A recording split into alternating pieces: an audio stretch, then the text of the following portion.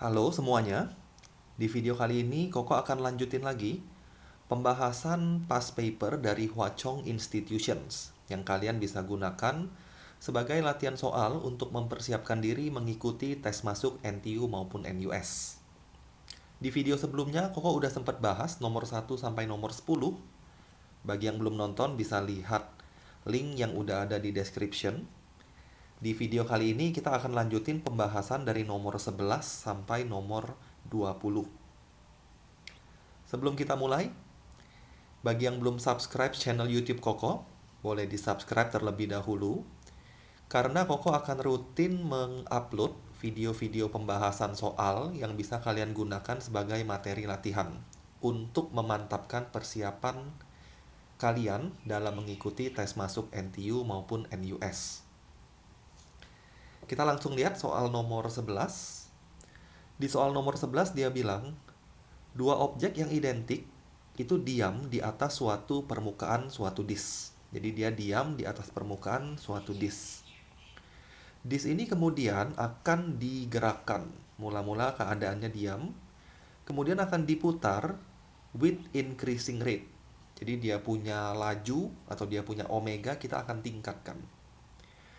Ketika disknya sampai ke suatu omega atau kecepatan sudut tertentu, satu objek akan mulai slides off the disk, akan mulai meluncur atau mulai bergerak.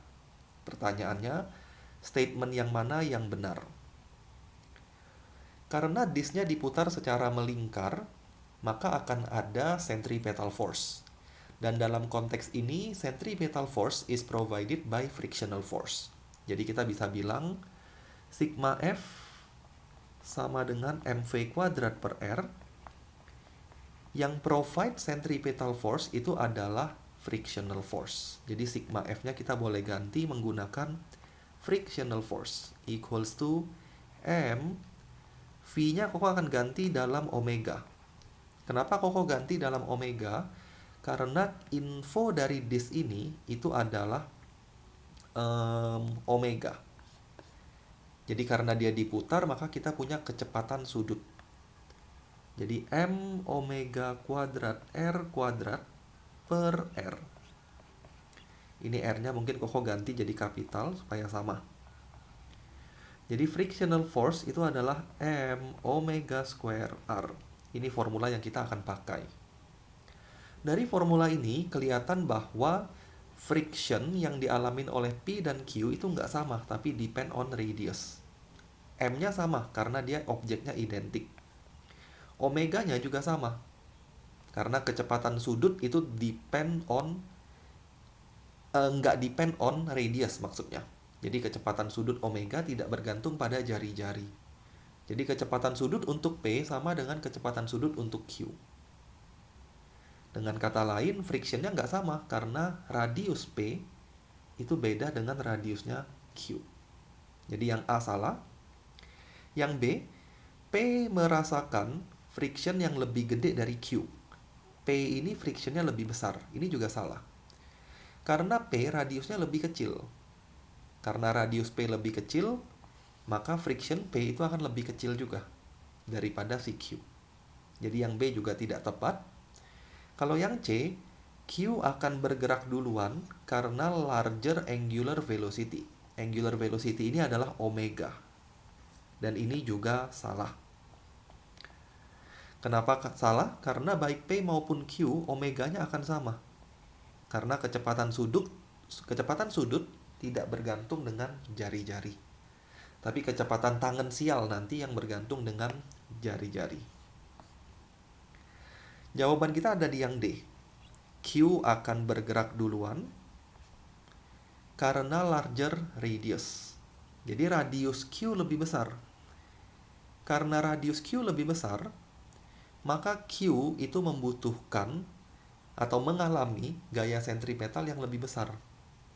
Ketika gaya sentripetalnya lebih besar daripada friction, dia akan slides duluan atau bergerak duluan. Jadi jawaban yang benar ada di yang Q. Ada di yang D maksudnya. Kita lanjut nomor 12. Sebuah pendulum digantung dengan menggunakan suatu tali yang ringan. from the ceiling, dari suatu atap. It is set to whirl in a horizontal circle.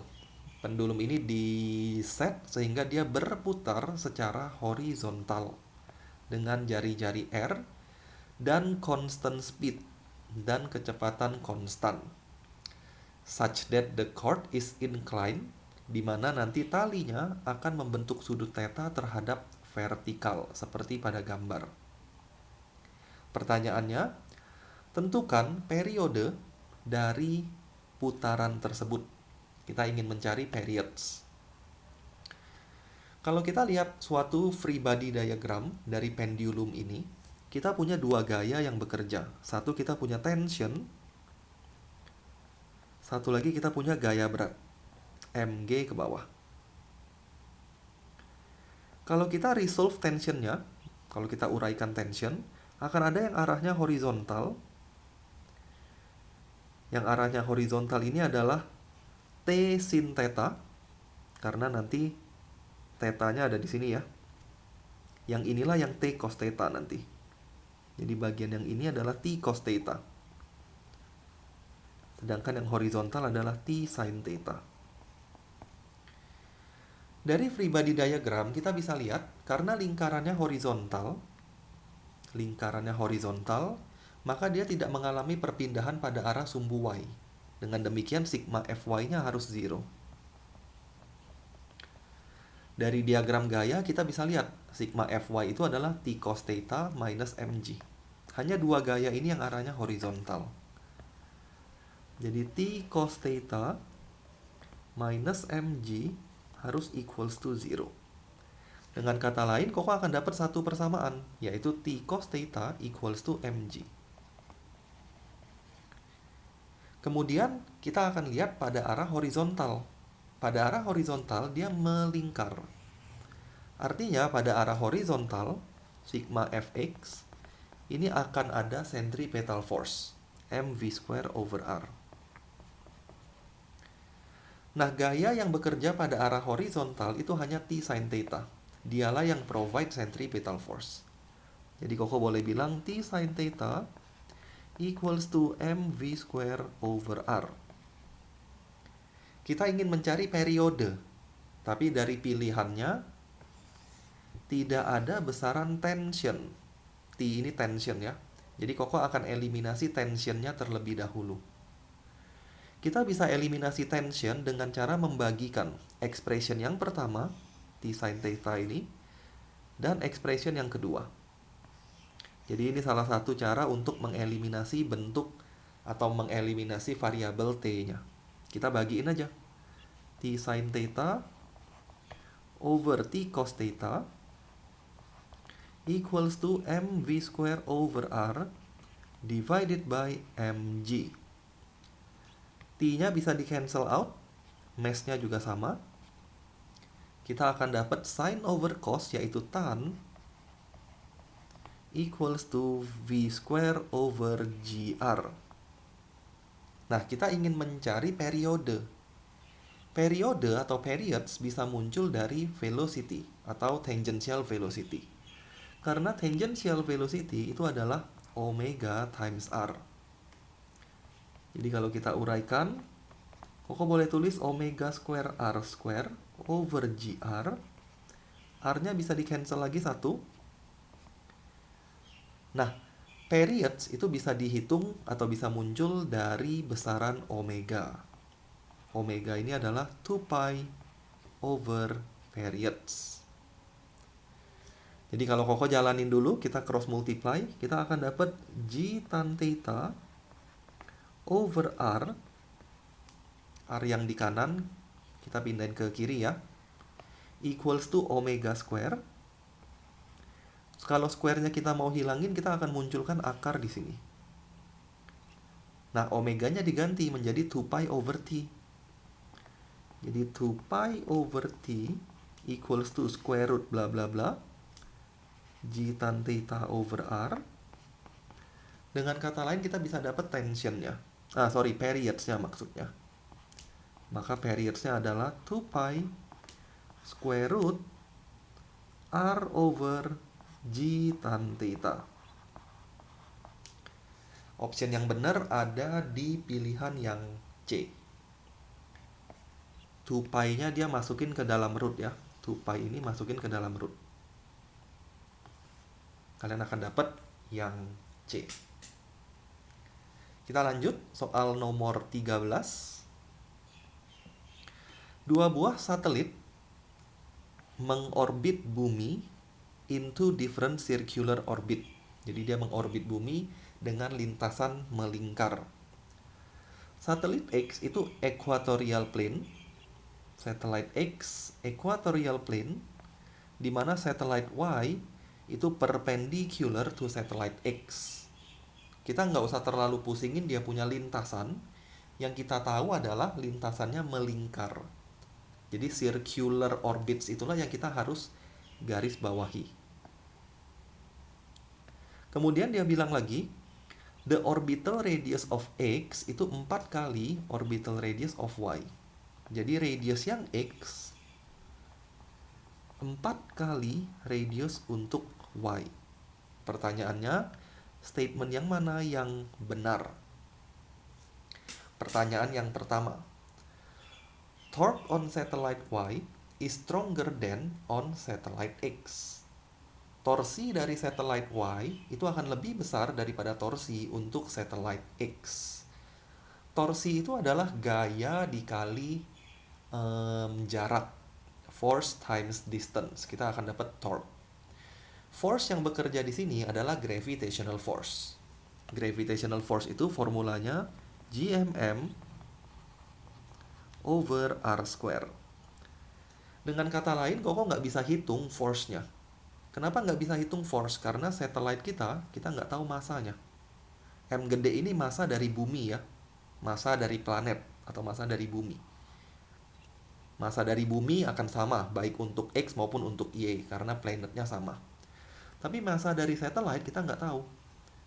Karena masa dari satellite nggak tahu, ya kita nggak bisa simpulkan siapa yang lebih besar force-nya. Artinya siapa yang lebih besar torque-nya kita nggak bisa tentukan. Yang B, satellite Y traveling at twice speed of satellite X. Kita sekarang ngomongin speed. Karena kita ngomongin speed dan geraknya circular, Koko bisa pakai centripetal force. mv square over r. Yang provide centripetal force itu adalah gravitational force. gmm over r square equals to mv square over r. Dari sini kalian bisa lihat mass dari satellite-nya bisa di cancel out. R-nya kita boleh cancel out juga, 1. Kita bisa turunkan persamaan untuk speed. Speed itu adalah akar gm over r. G itu adalah universal gravitational constant. Ini suatu konstanta. M ini adalah massa dari planet. Massa dari planetnya sama untuk X maupun Y. Jadi dengan kata lain kita bisa bilang V itu inversely proportional to root of R. Jadi semakin besar jari-jari atau semakin besar jarak, V-nya makin kecil. Dari sini kita bisa lihat jarak X itu 4 kali jarak Y. Jarak X 4 kali lebih besar daripada jarak Y. Berarti kecepatan X akan setengah kali, karena di akar ya, akan setengah kali lebih kecil karena dia berbanding terbalik.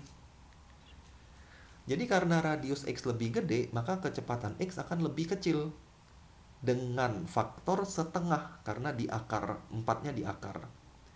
Dengan kata lain, jawaban yang benar ada di posisi atau option yang B. X lebih pelan, X lebih lambat, berarti Y lebih cepat 2 kali, dan itu benar. Yang C kita nggak bisa tentukan juga, seperti yang Koko bilang, gravitational force itu depend on mass of satellite. Kita nggak bisa bilang Y itu 4 times dari X, itu belum tentu. Yang D kita juga nggak bisa tahu, karena gravitational potential energy itu depend on mass-nya satellite juga. Formulanya kan minus GMM over R. Jadi formula dari gravitational potential energy ini adalah minus GMM over R. Karena mass dari satellite kita nggak tahu, kita nggak bisa simpulkan. Kita lanjut nomor 14.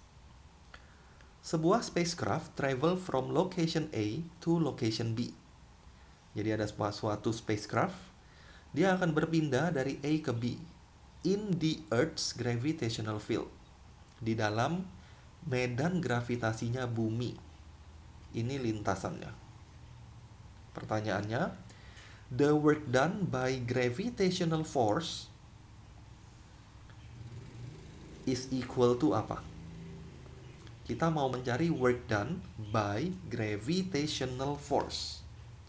Karena dia bilang work done by gravitational force, ini sama aja dengan gravitational potential energy atau change in gravitational potential energy. Delta gravitational potential energy. Karena kita mau mencari work done dari gravitational force. Work done itu adalah perubahan energi. Perubahan energi apa? Perubahan energi dari gravitasi. Itulah gravitational potential energy. Dengan kata lain, jawabannya udah jelas, ada di option yang A. The change in gravitational potential energy between A and B. Kita nggak ngomongin kinetik, yang B salah. Nggak boleh total mechanical juga. Karena kita bukan mencari net work done, tapi kita mencari work done by gravitational force. Ya, zero juga pasti salah. Karena pasti akan ada perubahan gravitational potential energy. Karena perubahan jarak. Jadi jaraknya beda. Nomor 15. Seorang perempuan bisa melihat the side view. Bisa melihat sisi dari side. Jadi sisi pinggirnya dari suatu Ferris wheel. Dan dia lihat dari kitchen window-nya. Jadi dia lihat seolah-olah dari jendela dapur. However, half of her view is blocked by some vegetation. Jadi dia nggak bisa melihat satu lingkaran penuh ini, dia hanya bisa lihat setengahnya. Bawah ini dia nggak bisa lihat karena ketutup oleh some vegetation.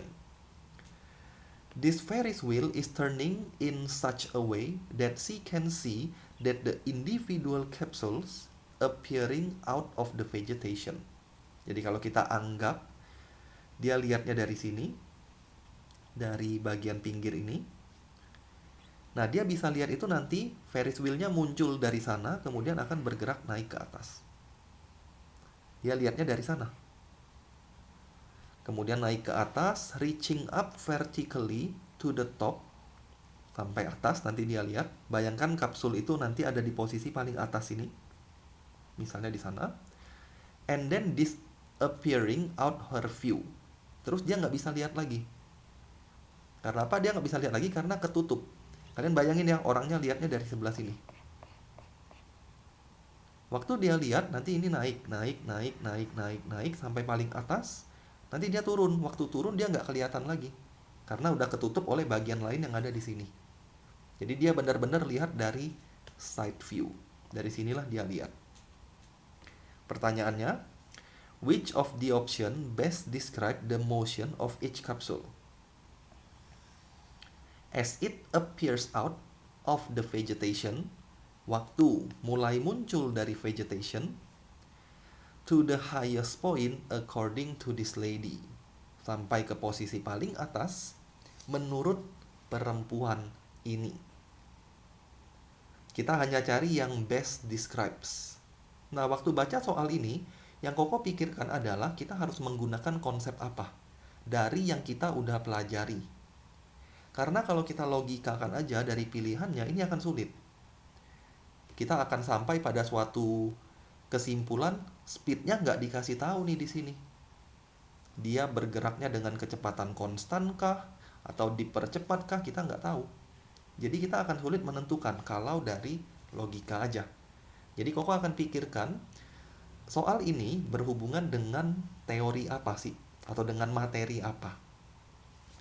Nah, kalau kita bayangkan soal ini bisa kita anggap sebagai suatu em, grafik perpindahan. Jadi Koko bisa bayangkan, mula-mula dari sudut pandangnya this lady, kalau ini adalah displacement, ini adalah time, mula-mula kita akan anggap displacementnya 0 karena keluar dari sini, munculnya dari sini. Jadi inilah saat displacementnya 0. Displacementnya di sini. Ini grafik displacement ya, perpindahan. Kemudian nanti dia akan makin lama makin naik. Berarti displacementnya akan meningkat. Karena lintasannya seperti melingkar kayak gini, maka Koko bisa gambar displacementnya kurang lebih seperti ini. Seperti fungsi atau kurva dari sin. Inilah kondisi paling atas, kondisi di top. Setelah itu kita nggak lihat lagi. Kita cuma lihat sampai sini. Itulah grafik dari displacement. Ketika kita tahu grafik dari displacement, maka grafik dari speed kita bisa tahu. Speed itu adalah turunan dari displacement. Kalau displacementnya Koko anggap seperti ini, bagian dari kurva sin, maka speednya itu adalah bagian dari kurva cos. Karena speed itu adalah first derivative dari displacement. Jadi kalau displacementnya kita anggap sin, maka speednya kita bisa anggap turunan dari sin, yaitu cos. Jadi kalau Koko gambar, kurang lebih nanti speednya itu seperti ini. Grafik cos, kayak gini. Yang biru ini speed, V, atau ini speed. Dari sana kita bisa dapat suatu kesimpulan. Berarti speednya akan berkurang. Speednya akan berkurang with time. Jadi jawaban yang benar itu ada di option yang A. It rises up with decreasing speed. Inilah option yang mungkin paling tepat untuk soal ini. Kita lanjut ya ke nomor 16. An oscillating system has a natural frequency 0,25 Hz. Dia punya frekuensi natural 0,25. It is subjected to a periodic driving force of F as shown. Benda ini atau sistem ini kita berikan suatu driving force yang bisa dilihat seperti pada gambar. Itu driving force-nya. Pertanyaannya, what is the frequency of the system would oscillate at? Kita ingin mencari frekuensi dari osilasi sistem ini. Ketika kita berikan driving force, frekuensi yang akan dialami oleh sistem itu adalah frekuensi dari driving force-nya, bukan frekuensi dari natural frequency. Jadi kita tinggal lihat dari driving force ini, frekuensinya itu adalah 1/periods. Periods-nya kalian bisa lihat 2,5 second. 1/2,5. Jawabannya adalah 0, periods-nya bukan 2,5 ya, kok salah. Periods-nya 5. Ada di sini. Jadi periods-nya itu 5. Jadi Koko sedikit salah, harusnya 1/5, yaitu 0,2 Hz. Jawabannya yang A. Jadi ketika kita memberikan suatu driving force ke suatu objek, objek itu akan berosilasi dengan frekuensi yang sama dengan driving force. Nggak sama dengan natural frequency. Tapi ketika driving force-nya ini memiliki frekuensi yang sama dengan natural frekuensinya, dia akan resonance, akan beresonansi. Tapi kalau enggak pun ya udah, berarti tidak beresonansi, dia hanya berosilasi, gitu aja. Kita lanjut nomor 17. Sebuah gelombang suara passes through a region of space. Kita punya gelombang suara. The displacement of the air molecules along a straight line itu seperti pada gambar. Ini displacement dari air molecules. Pertanyaannya, which of the following correctly describe the sound wave at location X and location Y? Dari optionnya dia ngomongin tentang compression dan rarefaction. Sound wave itu adalah salah satu tipe gelombang longitudinal. Gelombang longitudinal ini punya bagian compression, punya bagian rarefaction. Compression itu dalam bahasa Indonesia kita sebut sebagai rapatan. Rarefaction itu regangan. Salah satu cara untuk membayangkan gelombang longitudinal itu kita bisa bayangkan suatu spring yang digerakkan secara horizontal di atas suatu permukaan horizontal. Nanti spring itu akan punya bagian compression, ada bagian yang dekat-dekatan kayak gini kalau Koko gambar.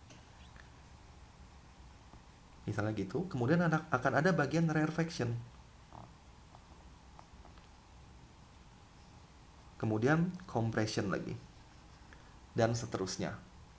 Nah, compression itu bisa dibayangkan sebagai bagian crash dalam displacement atau dalam gelombang transversal juga sama. Jadi compression ini kalian bisa bayangkan sebagai bagian crash. Rarefaction sebagai bagian throw atau lembah. Jadi di atas sinilah dia compression, di bawah sini dia rarefaction. Dengan kata lain, poin X itu adalah akhir dari compression. Sedangkan poin Y itu adalah akhir dari rarefaction. Dengan kata lain, option yang paling tepat itu adalah yang B. Jadi di sini dia compression, rarefaction. Inilah satu wavelength. Jadi kalau kita gambar X kurang lebih di sini, Y itu ada di sini. Kita lanjut ya. Nomor 18. Sebuah stationary water wave are set up in a water tank. Kita punya suatu stationary water wave di dalam suatu tangki. Diagram berikut menunjukkan wave profile of a water traveling towards the side of the water tank.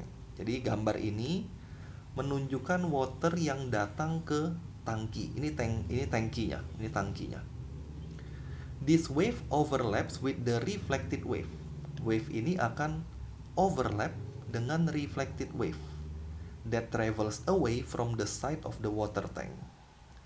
Jadi seolah-olah setelah wave-nya mengenai water tank, dia akan mantul balik ke sana.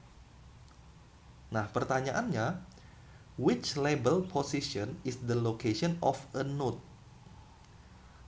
Lokasi yang mana yang merupakan lokasi dari node of the stationary wave nearest to the side of the water tank? Jadi kita ingin mencari posisi dari node. Ingat-ingat, posisi node itu bukan di D. Jadi kalau kita lihat sekilas ya, oh D kok, D ini adalah node. Jadi biasanya dengan cepat kita jawab D. Padahal bukan D. Kenapa bukan poin D? Karena poin D itu adalah node dari incident wave-nya. Jadi ketika anti-node-nya di sini, node-nya di sini. Ketika anti-node-nya di sini, node-nya di sana. Itu dari incident wave. Kalau kita mau lihat reflected-nya, bagian dipantulinnya, dia memantulnya nggak sampai maksimum amplitude. Dia mantulnya di sini. Jadi seolah-olah ini akan menjadi anti-node yang baru. Ini anti-node. Karena dia mantulnya di sana. Ketika ini anti-node, maka node yang barunya munculnya di mana? Kita tinggal bayangkan atau lihat jaraknya. Kalian bisa lihat ya kalau Koko gambar di sini. Misalnya ini anti-node, ini node. Nah, jaraknya kurang lebih seperti itu. Ketika dia memantul, ini anti-node, Koko gambar pakai warna merah, ini posisi anti-node, maka node-nya itu akan berada pada jarak sejauh ini juga. Jadi dia punya frekuensi atau wavelength tidak berubah, yang berubah hanya amplitude-nya, karena dia mantulnya di posisi itu. Jadi kalau kita mau gambar atau mau lihat, kurang lebih nanti posisi C itulah yang menggambarkan node yang baru. Kalian bisa lihat ya, ini jaraknya sama. Jadi kita punya node itu adalah posisi C, bukan D. Bukan yang D, tapi yang C. Tapi kalau persis dia mantulnya, persis dia reflektnya di bagian anti-node yang tadi, jadi kalau Koko gambar sekilas ya, dia kayak gini. Kemudian di sini ada incident wave kayak gini. Nah, refleksnya persis ada di antinode, maka node-nya akan posisi yang tadi. Ini node-nya. Di atas atau di bawah sama aja. Jadi harus perhatikan posisi reflected point-nya ada di mana. Karena itu akan bertindak atau bekerja sebagai antinode yang baru. Jadi jawaban yang paling tepat yang C. Kita lanjut 2 soal lagi, 19 dan 20. Two identical tuning forks are placed above a resonance tube. Open at both end of length L1. Jadi ada satu open at both end. Kemudian ada satu lagi close at one end. Itu gambar kedua. Di kedua kasus ini resonansi is observed. Kita mengamati adanya resonance. Jadi akan ada frekuensi harmoniknya. Jadi terdengar suatu suara. Expression yang mana? Yang menggambarkan perbandingan dari L2 per L1. M dan N itu adalah suatu positive integer. L1 itu adalah yang pertama, L2 adalah yang kedua. Nah, di sini kalian harus ingat formulanya. Formula dari resonance atau dari frekuensi harmonic frekuensi untuk open tube dan untuk closed tube. Kalau kalian lupa, bayangin aja untuk bagian open ya. Bagian open ini harmoniknya bisa terdengar di kondisi seperti ini. Kalau Koko gambar. Nah, ini harmonik pertamanya. Jadi harmonik pertamanya adalah 1/2 lambda. Jadi ketika L1 sama dengan ketika lambda itu adalah setengah L1. Itu first harmonic akan terdengar. Lambdanya setengah dari kebalik ya, L-nya, panjangnya itu setengah lambda. Jadi panjangnya ini membentuk setengah lambda. Ini akan terdengar first harmonic. Second harmoniknya akan terbentuk ketika kondisinya seperti ini. Koko hapus ya. Second harmoniknya seperti ini. Bagian yang terbuka ini selalu antinode. Nah, ini second harmoniknya. Dari sini kalian bisa lihat second harmonic ini akan membentuk satu wavelength. Ini satu gelombang. Jadi L-nya itu adalah 2/2 lambda. Ini second harmoniknya. Dengan kata lain, dari sini Koko bisa bilang lambda yang pertama itu adalah 2/1 L1. Lambda yang kedua itu adalah 2/2 L1. Maka kalau kita bikin suatu bentuk umum, lambda ke N itu adalah 2/N L1. Itulah lambdanya. Lambda ke N itu adalah 2/N L1. Sekarang kita akan lihat untuk bagian kedua. Dengan cara yang sama, first harmoniknya itu adalah 1/4 wavelength. Ini first harmonic. Bagian yang open selalu antinode. Jadi Koko bisa bilang L2 itu adalah 1/4 lambda 1. 1/4 lambda. Second harmoniknya kalau kita mau gambar, untuk second harmonic dia di sini antinode, di sana harus node. Jadi kurang lebih seperti ini. Ini gambar Koko jelek ya, tapi idenya harusnya kalian dapat. Jadi L2-nya di sana adalah 3/4. Ini 3/4 wavelength. Ini setengah, ini 1/4 lagi. Jadi 3/4 wavelength. 3/4 lambda. Dari sini kita bisa dapat kesimpulan, atau kalau kita bikin formula, lambda 1 ini adalah 1/4 L2. Lambda 2 ini adalah lambda 1, lambda 1 4/1 L2. Lambda 2 nya cross multiply aja 4/3, kalian nanti dapat. 4/3 L2.